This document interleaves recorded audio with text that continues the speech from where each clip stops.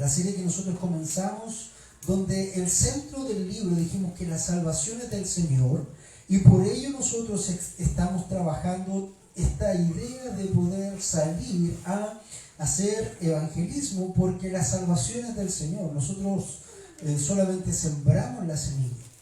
Ahora, cuando nosotros vemos lo que veníamos viendo hasta Jonás, hasta el capítulo 1, nos dice que básicamente el Jonás, el profeta de Dios, recibió una orden de Dios: levántate, ve a Nínive, la gran ciudad, y proclama contra ella, porque su maldad ha subido hasta mí. Pero Jonás se levantó para huir a Tarsis. Aquí nosotros podemos ver la renuncia del profeta. Él renuncia a la obediencia a Dios. En vez de hacer la voluntad de Dios, en vez de obedecer lo que el Señor proclama, él renuncia y intenta huir a Tarsis, lejos de la presencia del Señor, y se va desde Tarsis en vez de ir a Nínive. Hermano Mario me contaba el otro día que con su hija Eli estaban viendo cuántos kilómetros habían de Tarsis a Irak, de Jope a Irak y de Jope a España. Y realmente era una distancia totalmente opuesta, muy, muy grande. Pero eso es, nosotros vemos aquí a Jonás, el siervo de Dios, renunciando a lo que es la voluntad de Dios, renunciando a lo que es el llamado de Dios, renunciando a lo que es lo que Dios le estaba haciendo. ¿Qué hace Dios? ¿Simplemente lo deja partir sin hacer nada? No. Dice el 4. Y el Señor desató sobre el mar un fuerte viento, y hubo una tempestad tan grande que el mar y el barco empezó a romperse, estuvo a punto de romperse. Nos cuenta la Escritura que había marineros paganos en ese barco, y cada uno clamaba a su Dios, y Jonás dormía.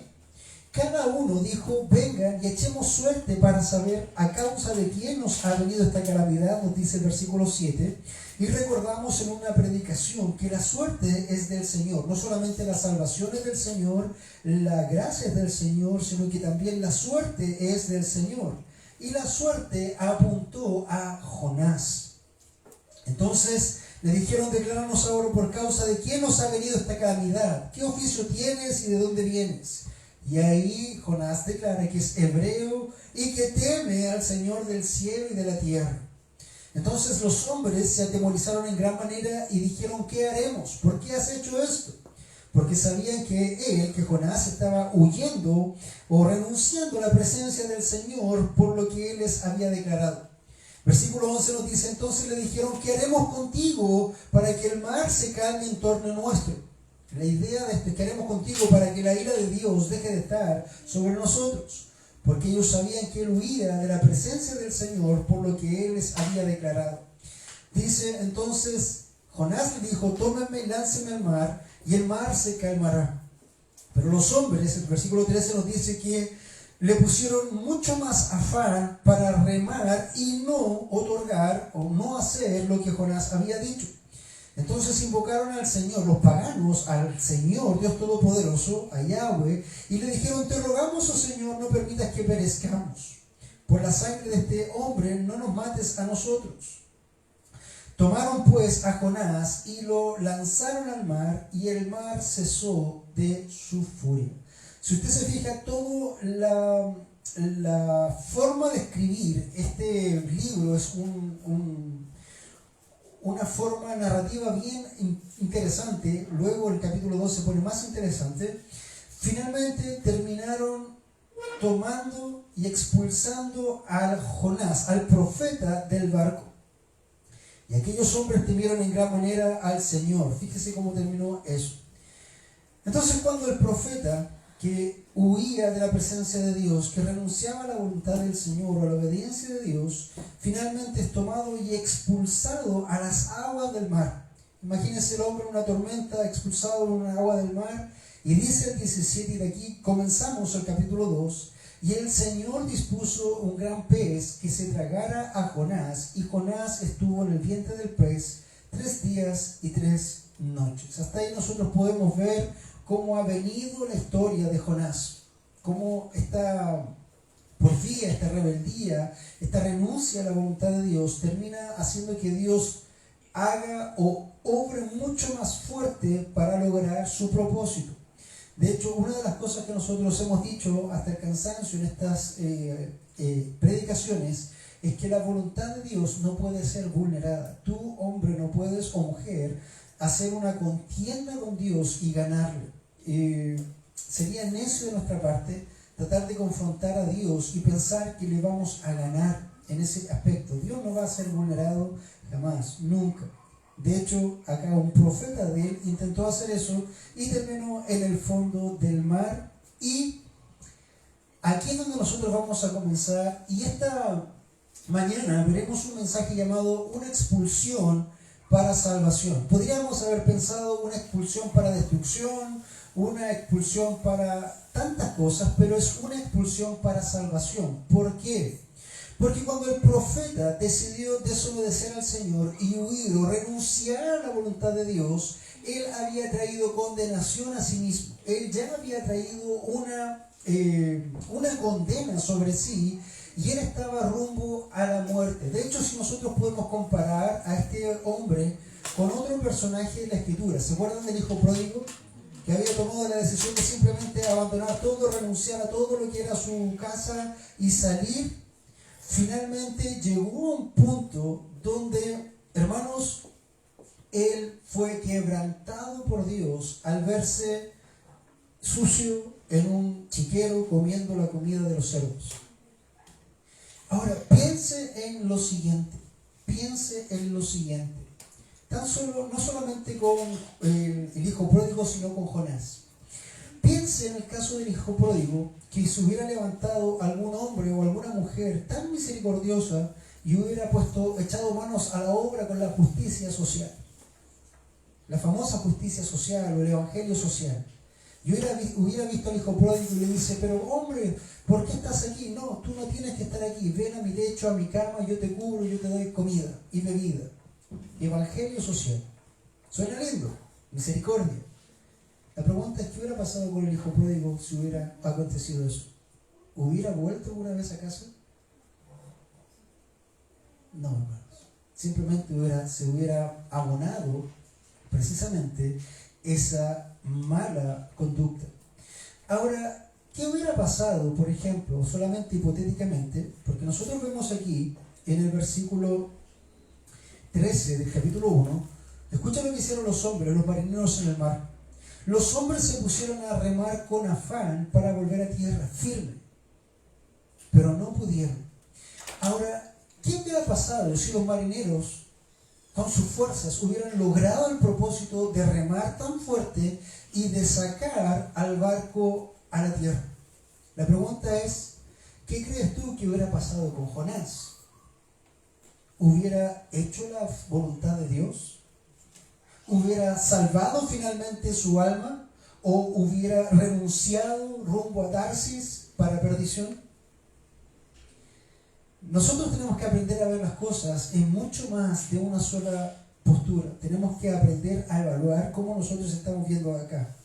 Como Dios es tan sabio, no permitió ni que los hombres lograran remar, ni que el hijo pródigo se encontrara con algún hombre de la justicia social, sino que Dios los apretó al extremo, hasta el punto donde quebrantó sus vidas. Mira, cuando nosotros hablamos de una expulsión para salvación, fue precisamente lo que ocurrió en el versículo 15. Tomaron pues a Jonás y lo lanzaron al mar. Él estaba en el barco y lo expulsan al mar. Y el mar inmediatamente calmó su furia. Y en el 17 dice que el Señor dispuso un gran pez que se lo tragara a Jonás. Y Jonás estuvo en el vientre del pez 3 días y 3 noches. Así terminamos la semana pasada. Vamos a comenzar a ver paso a paso. Este capítulo 2 está escrito en una forma poética también, en base a este quiasmo que nosotros hablábamos. El quiasmo, decíamos que el capítulo 1 y 2 de Jonás era una escalera que apuntaba a un núcleo. Y después el capítulo 3 y 4 seguía apuntando al mismo núcleo, con diferentes experiencias, pero el objetivo era el mismo. Y el objetivo es, la salvación es del Señor. El primer punto que nosotros vamos a ver es una expulsión para quebrantamiento. una expulsión para quebrantamiento. Dice la palabra de Dios. Entonces Jonás oró al Señor su Dios desde el vientre del pez y dijo: en mi angustia clamé al Señor. Vamos a orar.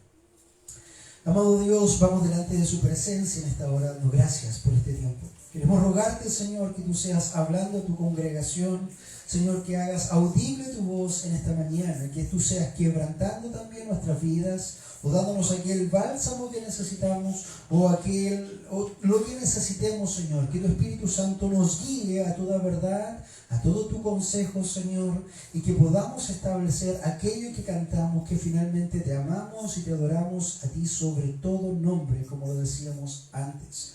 Enséñanos, Señor, a través de esta vida, porque sin duda nosotros, cada uno de nosotros es un potencial Jonás.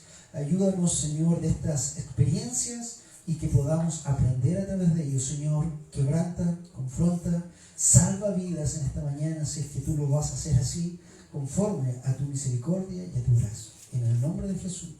Amén y amén. Una expulsión para quebrantamiento, entonces. Veamos la actitud de Jonás. La primera actitud que Jonás tuvo al principio es: pero Jonás se levantó para huir a Tarsis. Dios le dijo: ve a Nínive, pero Jonás se levantó para huir a Tarsis. Lo primero que hace Jonás es tratar de huir de la presencia del Señor. Él ya no quiere nada con Dios, él ya no está buscando a Dios, él está huyendo de la presencia de Dios, él está renunciando a la obediencia de lo que el Señor le había dicho. ¿Te imaginas tú a Jonás huyendo a Tarsis y teniendo un tiempo de ayuno para darle gracias al Señor porque lo está llevando con bien a Tarsis? No, estaba calladito. O estaba orando: gracias, Señor, porque tú has provisto este barco para ir a Tarsis. Seguro que no. ¿Qué pasó también con Adán? Adán en el huerto, una vez que peca, luego de haber disfrutado la presencia de Dios en persona, y él peca, él se esconde de la presencia de Dios porque sabe que está mal. Algo ocurre en su alma, sin duda, lo que ocurre es que murió, y él huye de la presencia de Dios hasta que Dios viene a él. Hermanos, esto es lo que primero que tienes que ver. Jonás estaba lejos de Dios, Jonás estaba lejos de la obediencia a Dios. Jonás había renunciado a la obediencia a Dios. Pero luego de todo lo que ocurre, todos estos hechos orquestados por Dios, fíjate lo que ocurre. Él es tomado, expulsado del barco, y un pez viene y lo traga por 3 días y 3 noches. Luego de eso viene esta frase: entonces oró Jonás al Señor su Dios. ¿Te das cuenta que en algún momento ahora Jonás está comenzando a hacer un clic? Ahora recién Jonás está entendiendo un poco más este propósito. Ahora Jonás está atendiendo a la voz y a la necesidad de Dios. Entonces oró Jonás al Señor su Dios desde el vientre del pez. Hermano, ¿no era más fácil glorificar a Dios, alabar a Dios desde un barco en calma rumbo a Nínive? Hipotéticamente, pongamos a Jonás, Dios le dice: ve a Nínive, y él dice: sí, Señor, yo obedezco, subo un barco rumbo a Nínive, y ahí está toda el agua tranquila, hermoso, alabando a Dios, gozándose de él, con la mente puesta: Señor, dame gracia para ir a Nínive, dame gracia para ir a Nínive, en tu voluntad quiero estar. Imagínense esa ilustración, en el barco dando gracias a Dios a Jonás. Pero la realidad es que hoy día, en este momento, Jonás está ¿dónde? Orando al Señor su Dios desde dentro del pez. Cuando ya no hay más suelo abajo donde va a caer. ¿Has escuchado esa frase de cayó lo más bajo que podía haber caído? Bueno, ahí es donde llegó precisamente Jonás. Y dijo: en mi angustia clamé al Señor. Hermanos, ¿por qué necesitamos llegar hasta la angustia? ¿Por qué necesitamos llegar a este momento donde estamos quebrados, en el momento donde estamos casi muriendo? ¿Por qué necesitamos llegar a ese momento donde estamos destruidos casi, para mirar al Señor y y rendirnos a Él o quebrantarnos a Él. Y eso, amado hermano, es algo que nosotros necesitamos aprender, porque Dios va a hacer su voluntad contigo entero o contigo en pedazos, pero Dios va a hacer su voluntad. Y eso necesitas, hermano, entenderlo, porque el Señor lo va a hacer. Y lo voy a repetir para ti, porque esto es algo que realmente necesitamos aprender.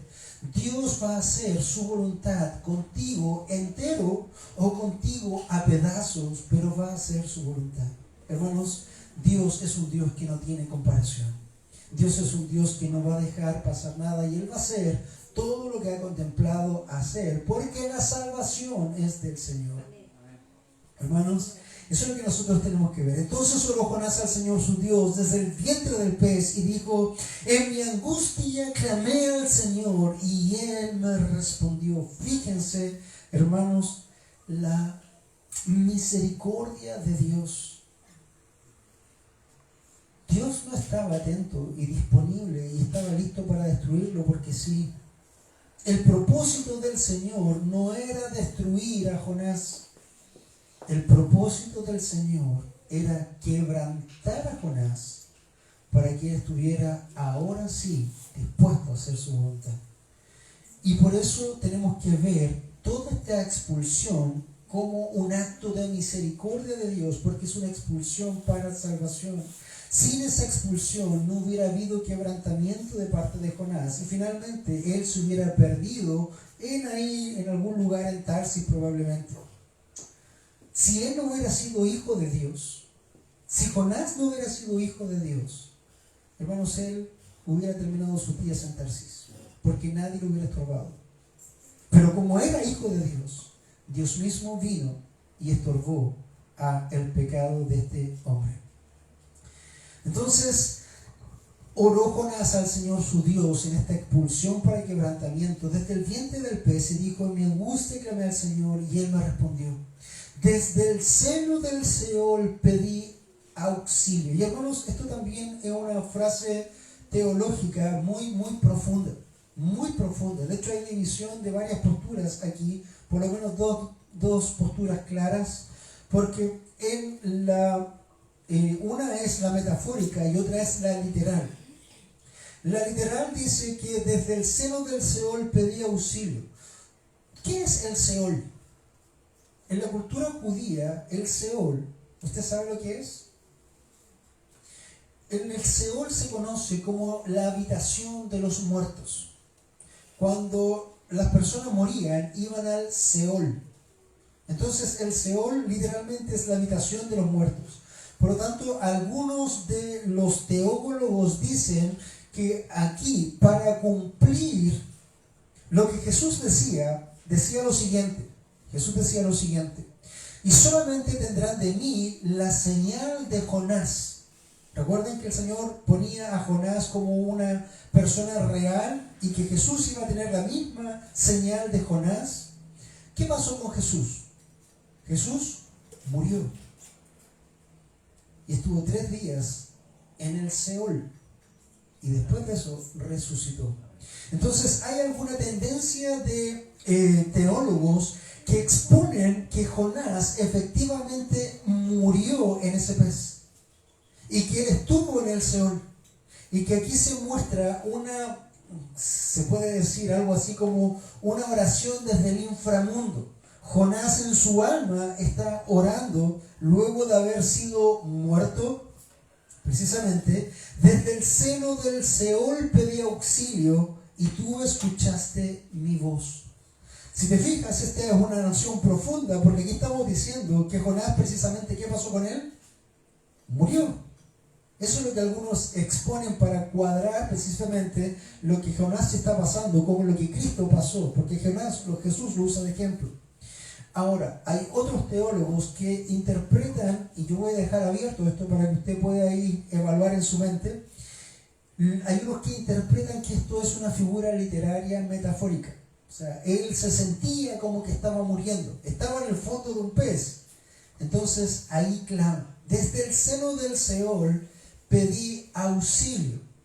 Más allá del lugar, o de la condición de Jonás, lo importante es que Dios escuchó el clamor de la voz y dice: pues me habías echado en lo profundo y el corazón de los mares y la corriente me envolvió, todas tus encrespadas olas y tus ondas pasaron sobre mí.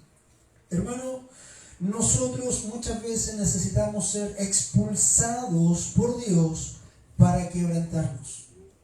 Y cuando estamos ahí en el fondo, en lo profundo del mar, como dice él, describe: pues me habías echado a lo profundo, en el corazón de los mares, la corriente me envolvió y todas sus encrespadas olas y tus ondas pasaron sobre mí. Él está describiendo lo que está viviendo, la dureza que está viviendo, y está clamando a Dios porque ahora y recién ahora, el Jonás entonces oró y dijo: en mi angustia clamé a ti.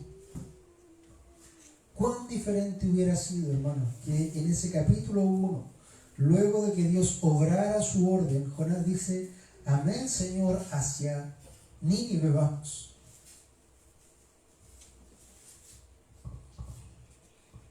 Muchas veces se entiende que los humanos somos propensos al sufrimiento. Somos como las canciones mexicanas. Nos gusta sufrir, cortar venas.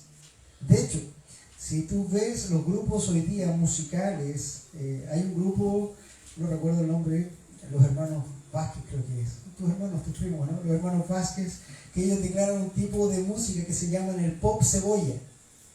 Y es precisamente porque el humano naturalmente tiende al sufrimiento, a cortarse las venas. Y hermano, es un poco lo que está pasando en la vida de Jonás y muchas veces lo que pasa en nuestras vidas. Nos gusta llegar al sufrimiento por las porfías. Hijo, no te cases con esa mujer. No, yo la amo con todo mi corazón, me caso. Pasó un año, mamá tenía razón, no tenía que haberme casado. Y así tantas otras cosas que ocurren en nuestras vidas, en las que somos porfiados como mulas, y luego, hermanos, vienen las consecuencias. Y luego de las consecuencias vienen los ayes. Ay. Pero Dios tiene que obrar muchas veces eso para que nosotros podamos entender. Una expulsión para quebrantamiento. Si esto no hubiera acontecido en la vida de Jonás, hermanos, Jonás se pierde. Por lo tanto, una expulsión aquí es una expulsión para salvación y es una misericordia de Dios. Ahora, también, hermanos, vamos a ver un segundo punto con una expulsión para recapacitación. Una expulsión para recapacitación. El versículo 4, en un momento, Jonás declara lo siguiente. Y acá, este es el título, precisamente de aquí saca la palabra para el título y todo lo de hoy. Dice, entonces dijo, he sido expulsado de delante de tus ojos. Sin embargo, volveré a mirar hacia tu santo templo. Es aquí donde a Jonás, como se dice en chileno, le cae la teja. Aquí es donde Jonás comprende realmente su soberbia, su postura, su desobediencia, su rebeldía, y dice, he sido expulsado de delante de tus ojos, literalmente. Señor, tú preparaste todo eso para sacarme de delante de ti. Yo había renunciado a ti, yo había desobedecido tu nombre y tú me expulsaste de delante de tus ojos. Muchas veces cuando estamos en el suelo, frío, ahí recién empezamos a recapacitar. ¿Cuántos de nosotros hemos vivido algo así en nuestras vidas? Yo creo que de alguna u otra forma a todos nos ha pasado esto de esa famosa frase del te lo dije. He sido expulsado de delante de tus ojos. Sin embargo, volveré a mirar hacia tu santo templo. Y aquí es donde esta expulsión para recapacitación incluye esperanza, incluye misericordia. ¿Por qué? Porque está dando los resultados esperados del quebrantamiento. Luego del quebrantamiento viene esa recapacitación. Efectivamente he sido expulsado de delante de tus ojos, Mas, sin embargo, volveré a mirar hacia tu santo templo. Señor, aún tengo esperanza. Aún sé que eres misericordioso. Aún sé, y va a empezar a decir otras cosas Jonás en este poema, si lo podríamos llamar así, de quebrantamiento y de esta expulsión para salvación. Entonces Jonás está recapacitando ante su obstinada resistencia ante lo que el Señor había ordenado.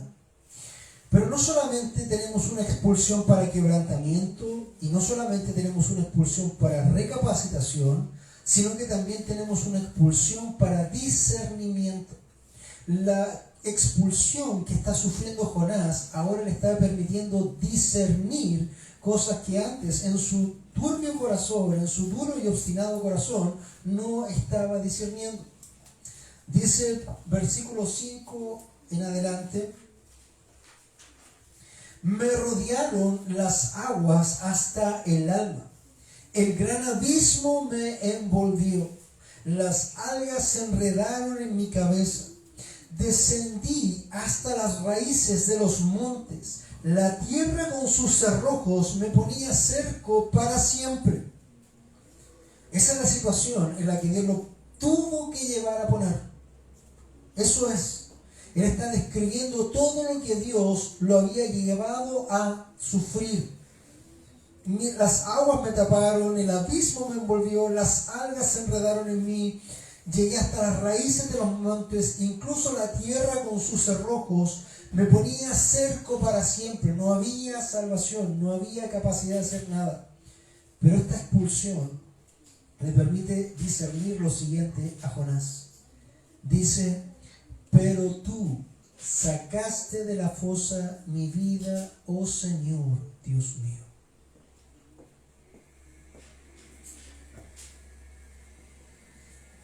¿Tú crees que si Dios no hubiera preparado esa expulsión, si no hubiera preparado esa tormenta, Jonás llegaría a decir eso yendo a Tarsis o ya teniendo una vida totalmente disoluta en Tarsis? ¿Cómo logra ahora este hombre, en esas circunstancias, ahora sí discernir? Pero tú, Señor, Dios del cielo y de la tierra, al que decía servir, sacaste de la fosa mi vida, oh Señor, Dios mío. Hermanos, cuando Dios trabaja en una vida y necesita quebrantarla como lo está haciendo ahora, no es para destruirla, sino porque es por amor o misericordia o salvación. Eso es lo que está diciendo, lo que está pasando acá Jonás. Desde el fondo está diciendo: Señor, tú sacaste de la fosa mi vida, oh Señor, Dios mío. Y te aseguro, hermano, que esta frase donde dice, oh Señor, Dios mío, es tan sincera, tan profunda, tan real ahora en su ser, y no es como cuando estaba en el barco y decía, no, yo sirvo al Dios de Israel, el Dios del cielo y de la tierra. Es diferente a el Dios del cielo y de la tierra, a, oh Señor, Dios mío. ¿Notas cómo hay un sentido de generalidad, a un sentido de pertenencia? Y cuando nosotros, hermanos, estamos en la fosa por nuestros pecados, por nuestra rebelión, por nuestras renuncias a la voluntad de Dios, tienes que esperar algo así. Si eres hijo de Dios, tienes que esperar algo así.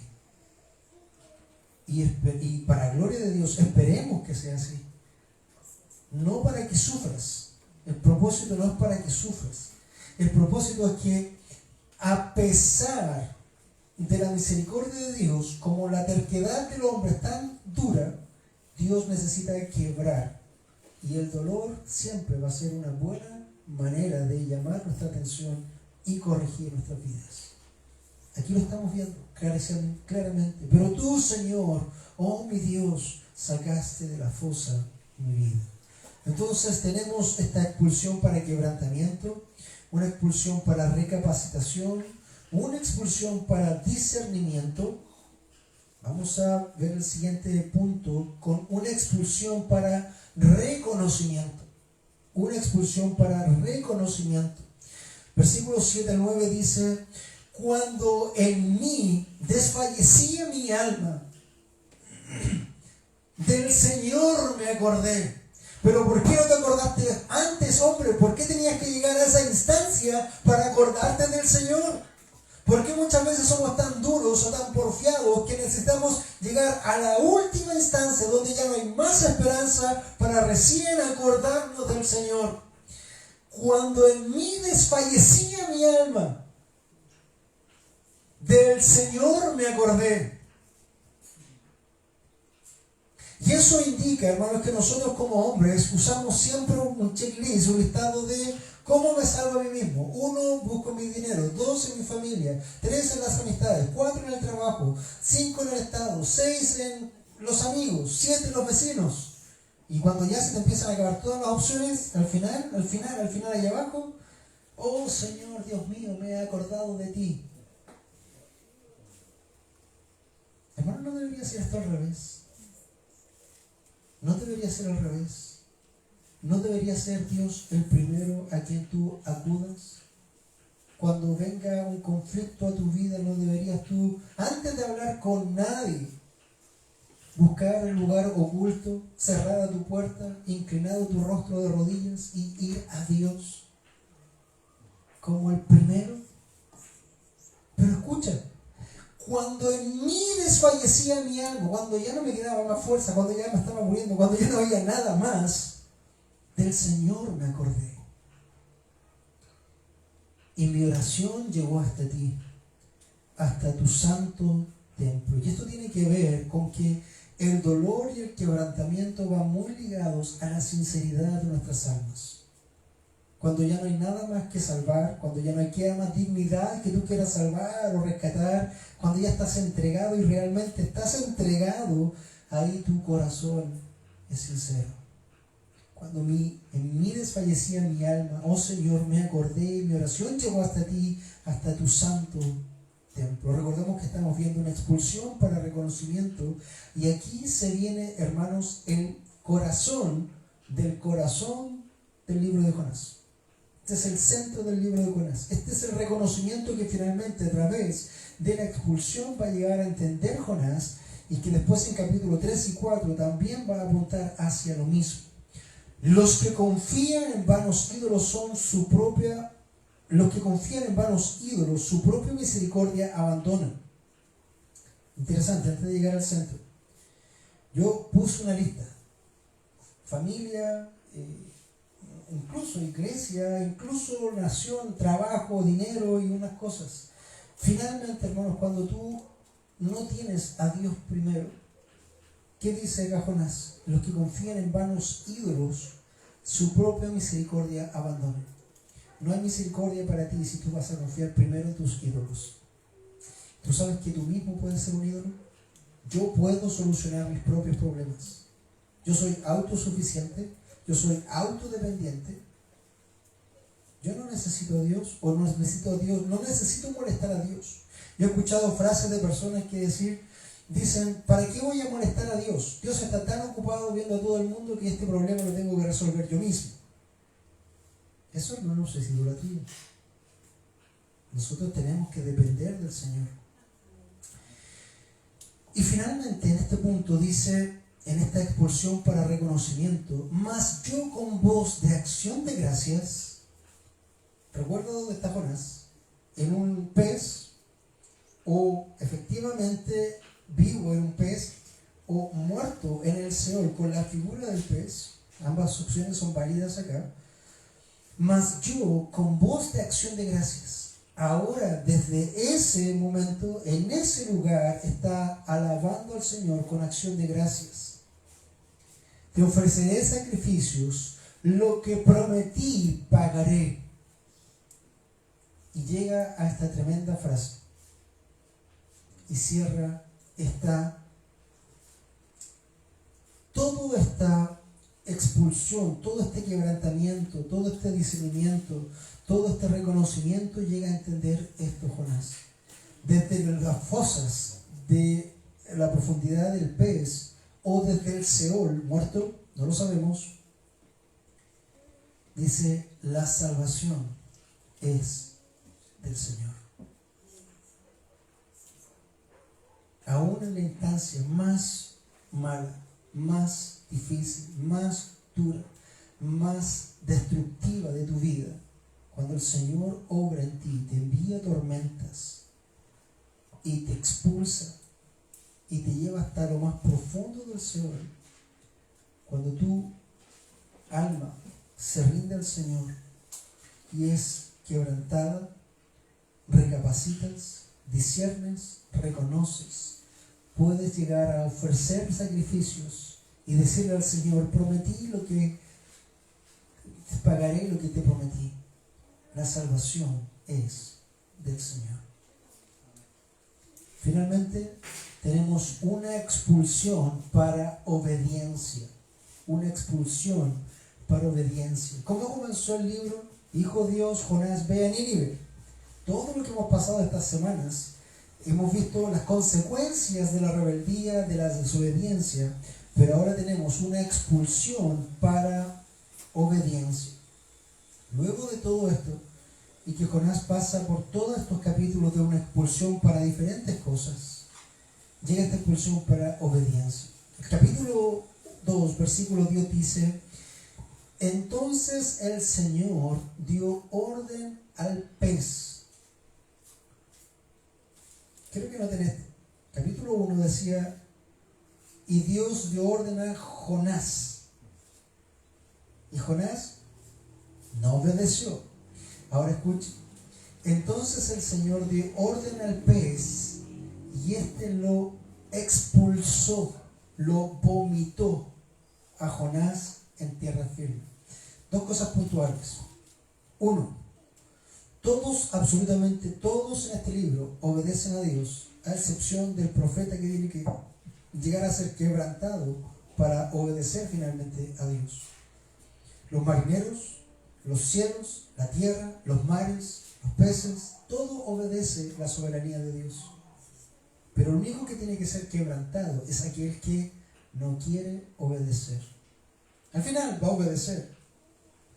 Pero fíjate, entonces el Señor dio orden al pez y el pez ahora lo expulsa de la forma más agradable que tú puedes pensar a Jonás en tierra firme.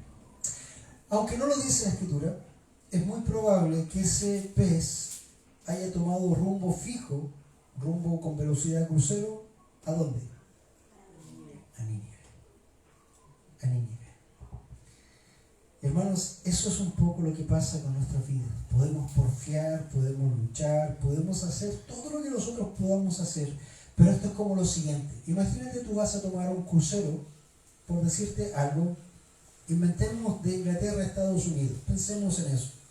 Vas a tomar un crucero de Inglaterra a Estados Unidos y te subes al crucero y dentro del crucero tú haces todo lo que bien te parece. Todo lo que se te ocurre lo haces. Pero al final vas a llegar sí o sí a tu destino. Pasó un poco lo mismo. Aquí entre medio, Jonás hizo todo lo que se le ocurrió. Se subió a un barco, vino una tormenta, pasó todo lo que tenía que pasar, pero al final llegó a destino. Y el destino es el decreto de la voluntad de Dios. Eso no se va a cambiar, eso no se va a modificar. La única diferencia es cómo llegas a ese destino. O llegas entero, o llegas en pedazos, pero de llegar, llegas. Eso tienes que tenerlo claro si eres un hijo de Dios. Entonces, para ya empezar a cerrar este tiempo, recordemos que finalmente esta expulsión es para salvación, porque de esta experiencia él puede entender y puede reconocer que finalmente la salvación es del Señor. Hermano amado, siempre es bueno recordar y ver estas historias, porque acá Dios nos habla generalmente, porque cuál más, cuál menos es tan porfiado, tan duro como Jonás. Hace algún tiempo atrás había un movimiento de seguir o darle apoyo a un hombre y decían, todos somos ese hombre. Hoy día nosotros podemos decir, todos somos Jonás. de alguna u otra manera, en alguna u otra medida, en algún u otro grado, todos nosotros somos Jonás, porque muchas veces no obedecemos a la voz clara y diáfana de Dios. El Señor nos dice, allá, de esta forma, sobre todo nombre, y uno dice, no, primero esto, no, primero esto, no, primero esto. Hermano, el Señor viene sobre ti, no para asustarte ni para destruirte, sino para quebrantarte y finalmente para salvarte. Damos las gracias al Señor que nos deja este tremendo testimonio en este tiempo de una expulsión para salvación. Vamos a orar en esta hora. Amado Dios, vamos delante de su presencia, dando gracias por este tiempo, Señor, que aparentemente es algo más breve, pero no por ser más breve o más largo, Señor, tú nos vas a hablar las cosas. Tu voz es clara y nos muestra que cuando nosotros nos revelamos a ti, tú vienes a nuestras vidas con tormentas, con dificultades, hasta que nos expulsas a alguna situación donde realmente vamos a llegar al fondo. Y ahí vamos a tener la oportunidad para reconocerte, para quebrantarnos, para discernir tu voluntad, para agradecerte y, Señor, para ver con nuestros ojos que la salvación es tuya. Señor, ayúdanos a entender de esto y a obedecer, Señor, a la primera. Ayúdanos a disfrutar un viaje tranquilo sobre un barco a Tarsis y no un viaje nefasto con muerte en el fondo del mar, en un pez, rumbo a Tarsis. Señor, ayúdanos a entender y que tu misericordia, Señor, se apiade de nosotros, Señor, que generalmente tendemos a ser tan duros. Señor, damos gracias porque aún tenemos esta fe y esta esperanza de que tú eres un Dios misericordioso. Señor, mueve nuestras vidas, mueve nuestros corazones, mueve nuestras mentes y ayúdanos a recordar que tu nombre es sobre todo nombre. Ayúdanos a recordar que, Señor, no importa padre, madre, esposa, hijo, lo que sea, tú estás primero, Señor. Y eso es lo que realmente un hijo de Dios debe decir, debe desear. No como Jonás, que por alguna u otra razón tomó sus propias decisiones, apartándose y renunciando a tu voluntad. Lo rogamos, Señor, en el nombre de Jesús. Amén.